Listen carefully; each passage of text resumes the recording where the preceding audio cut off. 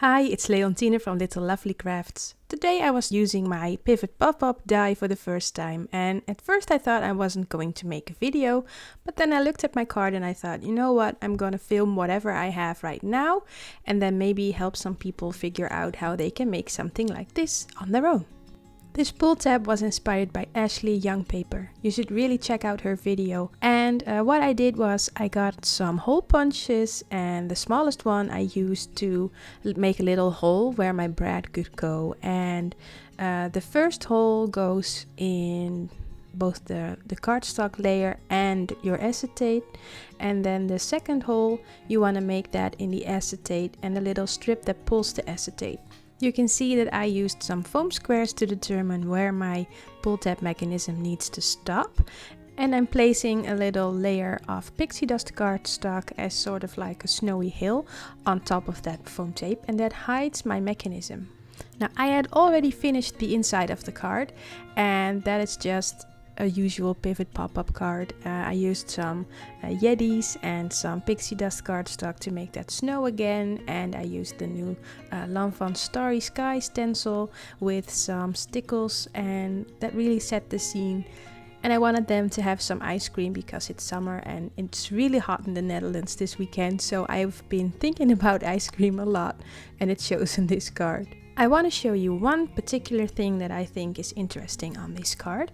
I cut out a triangle out of that pixie dust cardstock because I wanted that mechanism to be glued to my card base. So what I did was I placed my mechanism on the cardstock, traced it, and then cut it out with my scissors. And that way the mechanism works without being on two different layers. Now that I finally have an idea for the front of my card, I'm going to show you what I did. I cut a piece of mermaid cardstock, and it's 5.5 by 4.25, and I placed some pearlescent vellum on top of it. Now I also used the stitched wave borders, and the piece that came off, I'm gonna reuse that.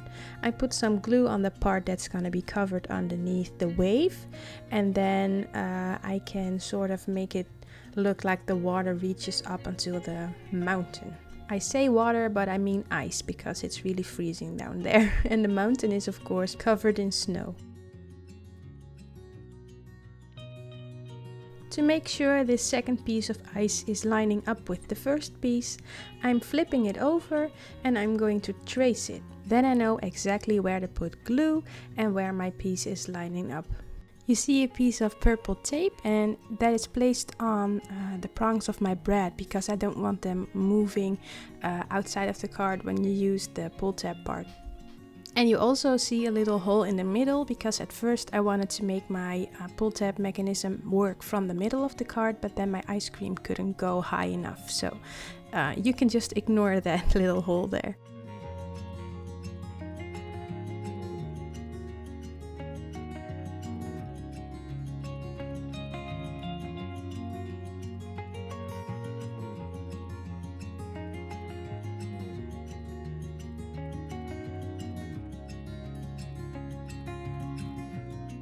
It might seem that I'm constantly playing with my card, but it is actually to make sure that it still works.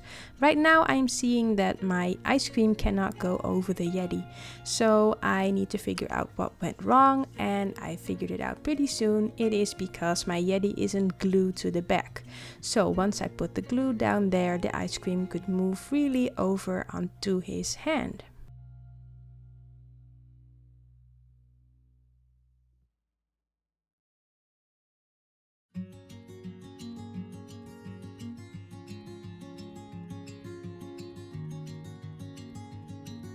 To figure out where I need to attach my mountains, I cut out a piece of white cardstock that is the same size as my mermaid card base. And once I figured out how high they should be, I am going to put some score tape on there. Now I went a little off center, but luckily my panel covered it.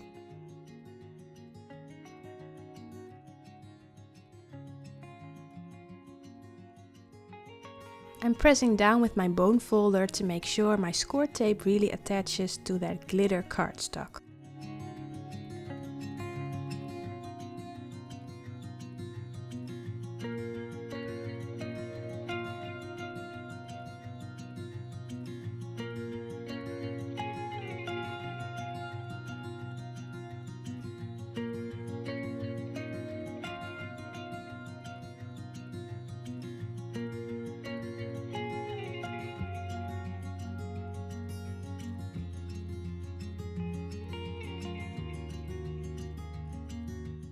I will show you how I got those stars on there.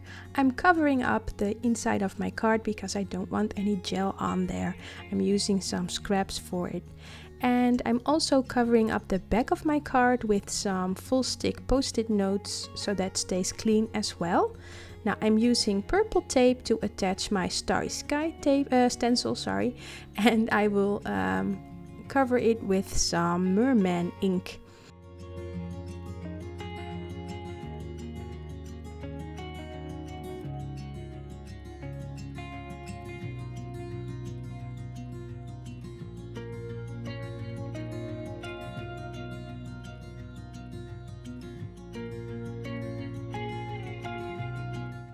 Once the ink is on there, I wipe off my stencil and then I can put on some Stickles Moon Dust glitter gel.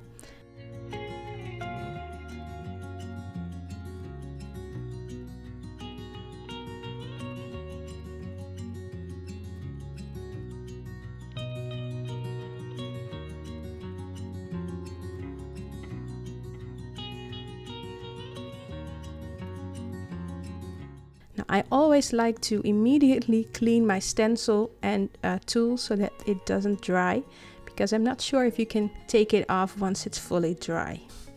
I also put some of that same gel on a piece of mermaid cardstock and let it dry fully, and then I used the Oliver stitched ABCs to cut out the word cool, and the your is from the Simply Summer Sentiments. I stamped it on some black licorice cardstock and put white embossing powder on it, and then I used my heat tool to set it.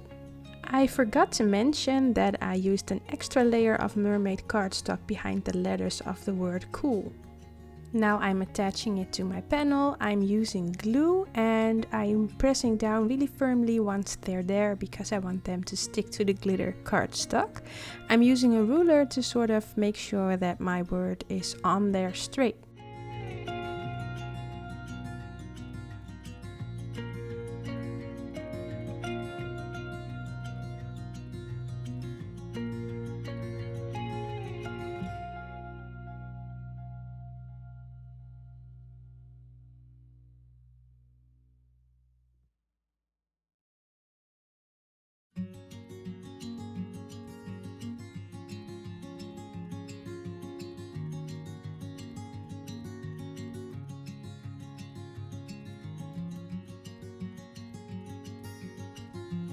For the black cardstock, I decided to use some glue dots. I already mentioned I was gonna do something about that corner that had the pearlescent vellum that wasn't attached to the mermaid cardstock. So I made some floating ice and put a little gift on there as a hint that it is a birthday card. And it's good to know that I used the pixie dust cardstock and 2 layers of white cardstock underneath to give it some dimension.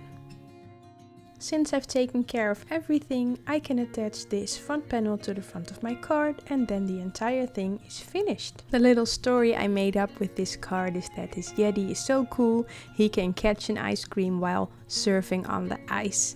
And once you open the card, you see all of his friends eating ice cream. And the little ice cream cones down in the corner are kept cool in the snow. So this was it. I hope that even though I didn't film everything, it was still a helpful tutorial. If you have questions about that mechanism on the front of my card, just click on the link in the description and it will take you to the video that Ashley Young made about it. As always, give my video a thumbs up if you liked it, subscribe to my channel if you haven't already, and hit that bell icon to get notified when my next video is online. I hope you have a wonderful day and that I will see you next time. Bye!